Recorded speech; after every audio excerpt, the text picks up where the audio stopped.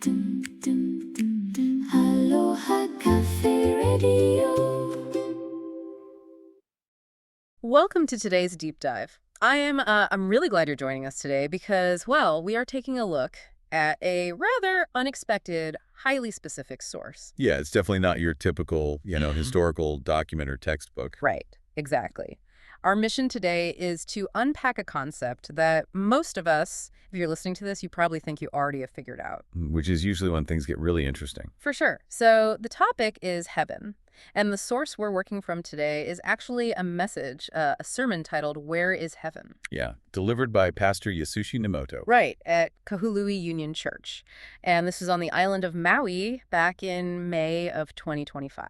And the goal for our time today, for you listening, is to explore this text's really radical reframing of the afterlife. Because it takes heaven from this, vague, distant, floating in the clouds concept. And pulls it right down to earth. Yes, pulls it down into a reality that is incredibly immediate and tangible for you right now, wherever you happen to be listening to this. And to get us into that mindset, the text actually opens with this brilliant piece of local Hawaiian lore. Oh my gosh, I loved this part. Right. It perfectly captures the psychology of how we usually approach things that just sound, well, too good to be true. The Maui steakhouse rumor. Okay, so picture this. You are looking for a place to eat on Maui. A very expensive endeavor, usually. Extremely. So you're driving up the side of a massive volcano heading toward the summit of Haleakala. Just past Kua Lodge, right? Yeah, exactly. Just past Kua Lodge. There is supposedly this hidden spot. You won't find it in any of the tourist guidebooks. Obviously not. But the local rumor is that if you know exactly where to turn, you can get an incredible 8-ounce steak. Cooked perfectly to order. Yes, cooked to order, served with a salad, in this beautifully quiet atmosphere away from all the tourist crowds. And the price for this incredible meal? $10.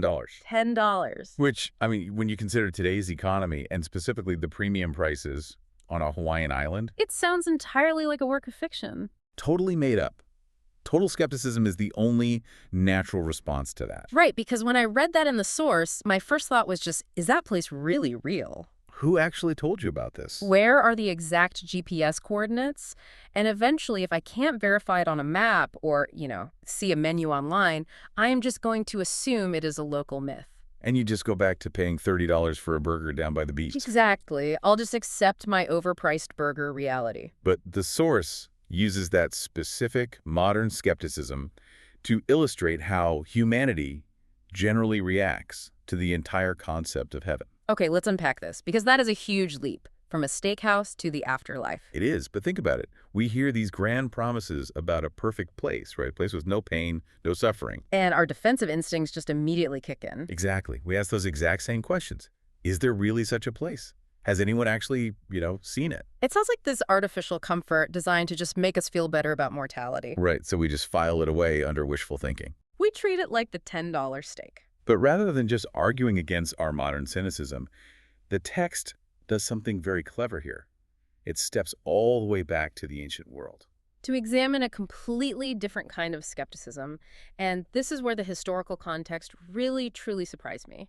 The ancient Near Eastern perspective is so different from ours. It's light years away, because the way the original biblical audience thought about the afterlife it's absolutely nothing like the modern pop culture idea. No pearly gates. No getting a pair of wings, no playing a harp on a fluffy cloud. Right. The text points out that in the Old Testament period, the concept of heaven as a destination for human beings after death. It wasn't really a developed theological concept at all, was it? No, not really. The prevailing belief system for centuries was that when human beings died, regardless of who they were, they went to a place called Sheol. Heal. And that was not a paradise. Not at all. Sheol was not characterized as a realm of joy. It was understood as this shadowy, quiet realm of the dead. Like a holding place. Basically, yeah. So when ancient writers talked about heaven, they definitely weren't talking about human destiny. So what was it then? Heaven was understood strictly, and I mean exclusively, as the realm of God. It was the center of ultimate glory, ultimate authority. Ultimate justice. Yes. But it was a closed system. I kept thinking of it like, okay, imagine hearing about an ultra-exclusive VIP lounge at the very top floor of a massive skyscraper. Oh, that's a great way to picture it. Right. You are down on the ground floor. It's crowded, it's messy, the music is way too loud, and things are just constantly breaking. Huggle chaos. And you know the owner of the building is up in that penthouse suite.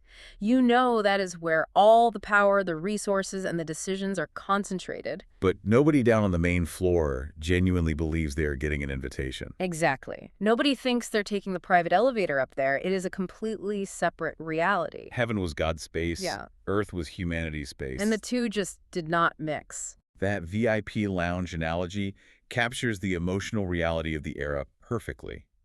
Because there was this growing, desperate hope over the centuries that the owner would eventually intervene. That he'd come down and bring some order to the chaos on the ground floor. Right. But heaven remained distinct. The idea of humans permanently migrating to God's space was just not the expectation. Which means, if the people on the ground floor are waiting for the owner to fix the mess, they're expecting him to come down to them. Precisely.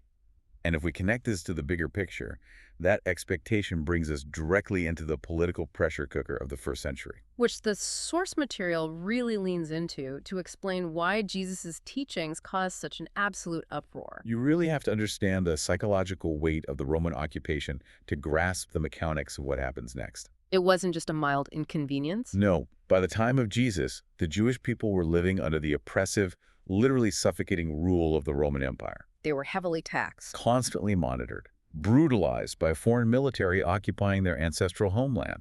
I mean, they were subjugated people literally watching Roman centurions patrol their own streets every single day. And under that kind of intense daily trauma, theology tends to mutate into survivalism. That makes total sense. You stop philosophizing and start looking for a way out. Exactly. Their expectation of God's kingdom, that hope for the VIP owner to intervene, it morphed into a highly specific physical and political desire. They wanted a visible revolution. They were anticipating a literal earthly restoration of Israel back to the sovereign glory days of King David. Like, they wanted a warrior king who would drive out the Romans with overwhelming military force. With swords and shields, yes. Okay, wait. I want to pause and push back on the text here for a second, because this creates a massive narrative tension that almost seems impossible to resolve. It's a huge trap. Right. The audience is looking for a physical army. They want a king sitting on a literal physical throne in Jerusalem, issuing decrees, executing enemies. And the religious leaders, the Pharisees, they go up to Jesus and ask him point blank, when is the kingdom of God coming? It's a loaded question. Think about the danger of that question. How does he possibly answer an audience that is actively looking for a military coup? He's walking a tightrope. If he says it's coming tomorrow, the crowd start sharpening their swords, and the Romans execute him for treason immediately. And on the flip side, If he says it's a spiritual concept that will happen someday in the clouds, they completely dismiss him as a fraud who just doesn't care about their physical suffering. it is the ultimate trap. It is perfectly designed to corner him politically or completely discredit him theologically. So what does he do? Well, the way Jesus responds, which we find in the Gospel of Luke chapter 17, completely short-circuits their entire framework. He just bypasses the trap entirely. He tells the Pharisees that the kingdom of God is not coming with visible signs where you can point and say, look, here it is, or there it is. He explicitly denies them the visible spectacle of a marching army. He takes the military revolution off the table entirely. But then he introduces a concept that must have caused extreme cognitive dissonance for his listeners. Oh, I can only imagine. He says, for behold, the kingdom of God is in your midst. And the specific language here is absolutely crucial. The original Greek word used in this passage is entos. Okay, let's dig into entos, because the linguistic nuance here really changes the entire trajectory of the text. It does. Entos carries a few overlapping meanings. It can translate to within, it can mean inside, or it can mean already present among you. So it's very immediate. Very. Biblical scholars frequently debate the exact English translation for this specific verse, but the overwhelming consensus and the focal point of the source text we're analyzing Right. is that Jesus is declaring the kingdom is among you. He is telling them it is right before their eyes. It is an active, present reality. Try to imagine the mental whiplash of being in that crowd. Seriously. You are an oppressed citizen. You are staring at the Roman soldiers stationed on the walls, just waiting for a violent upheaval to save you. And this teacher looks at you. And says the ultimate reality you have been begging for is already standing right in front of you. The wait is over. Right, he's saying the kingdom is here. But it looks absolutely nothing like the violent conquest you demanded. Because Jesus himself, according to the theology of this text, is the arrival of that kingdom. He is the physical embodiment of God's reign. Yes, stepping onto the ground floor. The text stresses that entos isn't just a poetic metaphor for feeling peaceful inside. It's not just good vibes. No, it describes a literal change in the state of reality. Wherever God's reign takes hold, wherever hearts are transformed, where sins are genuinely forgiven, and where broken relationships with God are restored. Heaven has actively begun. Exactly. It is an invading reality. So heaven is an inside job. It is a reality that invades the present moment. Beautifully put. But, that paradigm shift brings up a huge logical problem. I know where you're going with this. We started by asking where heaven is, like searching for coordinates to that hidden steakhouse on Halikala. Right. Now the text shifts to asking when heaven is. And I have to admit, if the kingdom is an active, present reality that is already among us, I look around at the world and see a lot of evidence to the contrary. The friction is real. Very real. Yeah. If heaven is here, why is the world still so demonstrably broken? The source material actually anticipates that exact friction.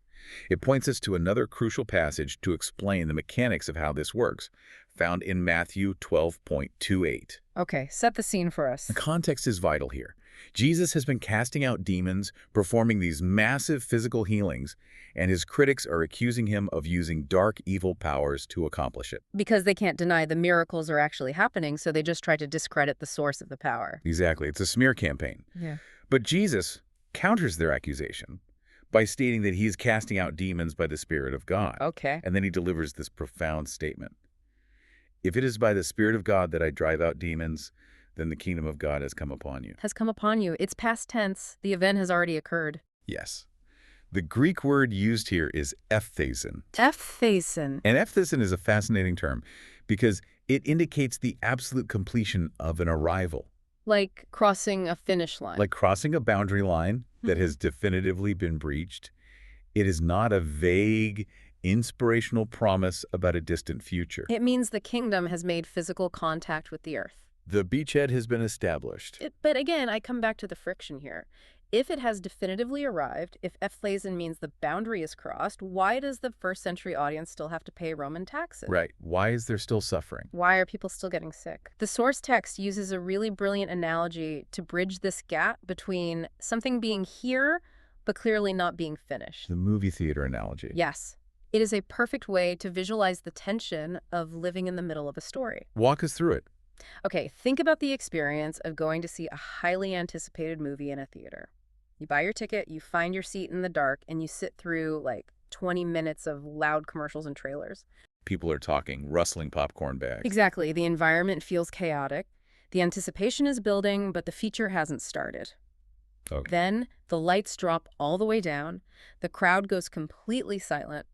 The specific studio logo flashes on the giant screen, and the opening orchestral score swells through the surround sound speakers. You get chills just thinking about it. Right. And in that exact fraction of a second, the main story hasn't actually unfolded yet. You haven't seen the hero. You don't know the twists of the plot. But you feel the shift in the atmosphere in your bones. You sit back in your chair and your brain says, it has begun. That specific sensory shift captures the absolute essence of ephthasin. Wow. The kingdom of God, according to this message, operates exactly like that opening sequence. It is not yet fully complete. The vast, overarching story of global redemption is still playing out in human history. But the opening sequence is rolling. Through the arrival and work of Jesus, that opening scene has already triggered. The music is playing in the background of reality. The fundamental nature of the universe has shifted, even if the plot is still unfolding. Precisely. So what does this all mean for us? If we are sitting in the theater and the opening music of heaven is playing right now in the present day, what does that actually look like? Well, the text actually gives some incredibly specific, practical examples of where you can find this opening sequence of heaven playing out right now. It's not just mystical concepts. No, it's very grounded. It suggests you can see it in a kind word shared with someone who is deeply struggling. Just a simple conversation. You can witness it in a moment of unexpected forgiveness. When someone has every justified right to hold a bitter grudge against you, but they choose to let it go. That is powerful. Or you can experience it in a quiet moment of prayer when you feel a sudden inexplicable lift in your heavy heart. The argument the source makes is that our primary problem isn't that heaven is absent. Not at all. Our problem is that we are terrible at recognizing the frequency it broadcasts on. We are still acting exactly like the Pharisees. Looking for marching armies and massive, undeniable spectacles. But the text insists that in those specific, tangible moments of grace and forgiveness, the actual, literal signs of God's kingdom are physically present. That is the wind of heaven blowing into our present reality. It's a beautiful image. I understand the beauty of that, I really do, but I have to voice a genuine struggle I have with this concept. Let's hear it. A kind word to a coworker is a wonderful thing. Offering forgiveness to a friend is incredibly healthy. But look, we are looking at a world with massive systemic tragedies. Yes. We are looking at wars, famines, devastating diseases, and institutional corruption. How does a quiet moment of prayer or a small act of grace stand up against the crushing weight of global suffering? It almost feels too small to matter. Exactly. It feels like throwing a cup of water on a house fire. That is the essential tension of living in the already but not yet phase of the theology presented here. The already but not yet. Right. The text doesn't claim that a kind word instantly fixes systemic corruption. Rather, it posits that these small, subversive acts of grace are the evidence of the invasion. They are proof that's happening. They are the initial cracks in the foundation of the old, broken world. The kingdom is often described in these texts as starting like a microscopic mustard seed. It appears totally insignificant against the scale of an empire. But its growth is inevitable and unstoppable. Those moments of grace aren't the finished product. They are proof of life. Like seeing a heartbeat on a monitor. Yes, they are the guarantee that the opening sequence is eventually going to lead to a spectacular finale. Okay, let's explore that finale, because every movie has to end. The credits eventually roll. Right. If heaven has already begun in these small, subversive ways, how does the narrative actually resolve? For that, the source text takes us all the way to the very end of the biblical narrative, To the book of Revelation. specifically chapter 21. Here's where it gets really interesting, because this completely shatters another massive misconception about the afterlife. It forces us to discard the single most common visual trope we have about heaven. Yes, because most people, even those who grew up totally immersed in this theology, operate under the assumption that the end goal of humanity is basically an evacuation plan. Beam me up. Exactly. The idea is that the physical earth eventually burns up or is discarded like a dirty wrapper, and human souls just float up into the clouds to live as ethereal spirits in the sky forever. But Revelation 21 describes something entirely different. It represents a complete, shocking reversal of direction. The text describes a vision of a new heaven and a new earth. And the critical mechanism of this finale is the New Jerusalem, which represents the ultimate dwelling place of God coming down to earth. Coming down, the VIP lounge doesn't just finally open its doors. The penthouse comes all the way down to the ground floor. The ancient separation we discussed earlier, that unbridgeable gap between God's space and humanity's space. It's permanently removed. The finale is not about human beings escaping a broken physical world. It is about heaven descending to fully cleanse and renew the physical world. The ultimate promise synthesized here is that God will dwell directly alongside his people on a restored earth. The text explicitly states he will wipe away every tear. It promises the permanent eradication of death, sorrow, crying, and pain. All things are made new. And that means all things. Not just rescuing invisible human souls, but restoring the very fabric of physical reality itself. Trees, mountains, cities. Human relationships. The ground floor is elevated to the glory of the penthouse. The source text highlights the profound psychological necessity of this specific promise. How so?